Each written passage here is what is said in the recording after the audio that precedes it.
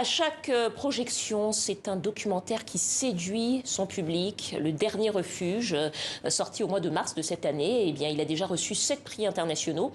Un documentaire en forme de huis clos dans la maison des migrants à Gao, au Mali, un lieu où se croisent des individus prêts à rejoindre l'Europe en traversant le Sahara et la Méditerranée. Et puis ceux qui rentrent après avoir échoué. Alors dans un instant, on reçoit le réalisateur malien Ousmane Samasekou, mais d'abord, on regarde un extrait de la bande-annonce. Qu'est-ce que vous pouvez faire là-bas? On vous fouille et puis on vous torture. Tu coupes directement dans le désert, c'est une zone couverte entièrement par Al-Qaïda. Nous, on accueille des migrants ici de tout genre, qui soient en partance ou de retour. L'essentiel que vous apprenez, que vous soyez autonome. Au lieu d'aller vadrouiller en Algérie, parce que même là-bas, qu'est-ce que tu vas faire, Esther? Ce n'est que la prostitution. Tu comprends, petite sœur? Maintenant, tu as un peu de force, mais bientôt, la même force, tu n'auras plus.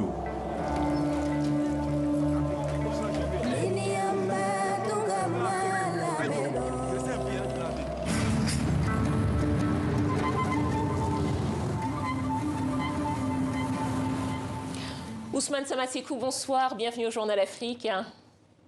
Bonsoir Dominique, merci pour l'invitation, c'est un plaisir d'être là parmi vous. Alors, on vient de voir un extrait de la bande-annonce de votre film, film autour de la migration. Peut-être juste une question simple pour commencer. Comment est-ce que ça vous est venu, l'idée de faire ce film-là autour de la migration ?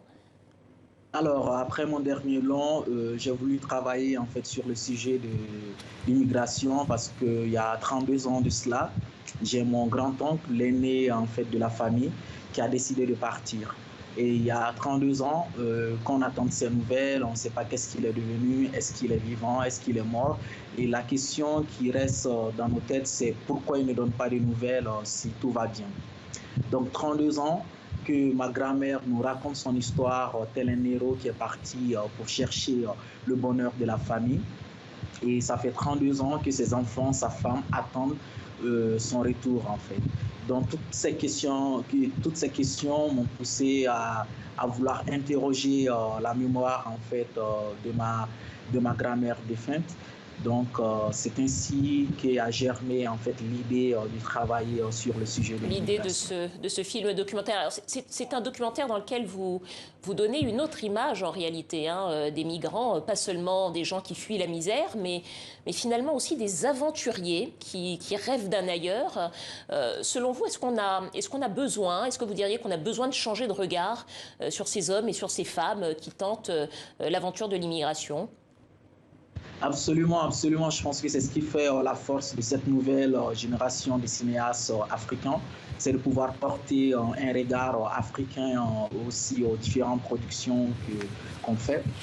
Donc je pense que ces films, nous avons voulu les traiter autrement, avec un regard qu'on n'a pas l'habitude de voir, c'est celui du retour en fait, et c'est celui de voir et d'entendre des histoires qui donnent une forme de dignité en fait à ces jeunes, à cette jeunesse qui s'en va. Mais aussi c'est de traiter ces sujets avec humanité et beaucoup en fait d'unité en fait. Donc c'est ainsi que nous avons décidé que le sujet puisse être plus focalisé sur le retour, parce que nous avons vu beaucoup en fait de reportages ou de grands reportages ou même des documentaires sur le départ et sur la catastrophe du départ, les différents morts dans le désert ou sur la mer. Et nous, ce qu'on voulait montrer, c'est montrer l'envers du décor, que tous ceux qui partent, c'est pas forcément pour la misère, la famine, la guerre ou autre. Il y a d'autres qui partent également juste parce que ils veulent découvrir, ils partent parce que ils ont des histoires personnelles, intimes et qui va au-delà de tout ce qu'on a l'habitude d'entendre sur le sujet de l'immigration. Peut-être en quelques mots, Ousmane Samasekou, est-ce que vous lirez, est-ce que vous mettriez ensemble finalement l'idée de la migration et l'idée de la liberté, voire l'idée de l'aventure, puisque certains de ces migrants, on le sait, s'appellent eux-mêmes non pas des migrants mais des aventuriers? Absolument, absolument. Je pense que l'Afrique est un continent en fait où les gens bougent beaucoup, les gens sont beaucoup déplacés, d'où nous sommes un continent très cosmopolite du fait de cela.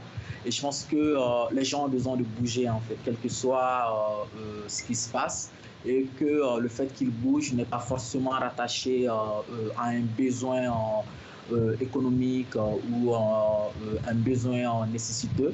C'est le besoin de s'aventurer également qui est là. Il y a beaucoup de peuples africains qui ont ça dans le sang, comme on le dit chez nous, et qui bougent beaucoup, que ce soit à l'interne, dans les pays voisins ou même au-delà. Et parce que déjà, il y a également ces mythes du fait de partir. Quand quelqu'un part, il laisse une trace assez... À ceux qui restent. À ceux qui restent, une trace assez forte en fait autour de lui, une histoire en fait, qui reste en partant. Merci à vous, Ousmane Samassékou. Je rappelle donc le titre de votre film, Le Dernier Refuge. Et il est sélectionné au Festival international du film documentaire de Saint-Louis au Sénégal, du 14 au 18 décembre. Et puis peut-être, on espère aussi, aux Oscars du cinéma américain à Los Angeles. Bonne chance. Merci à vous.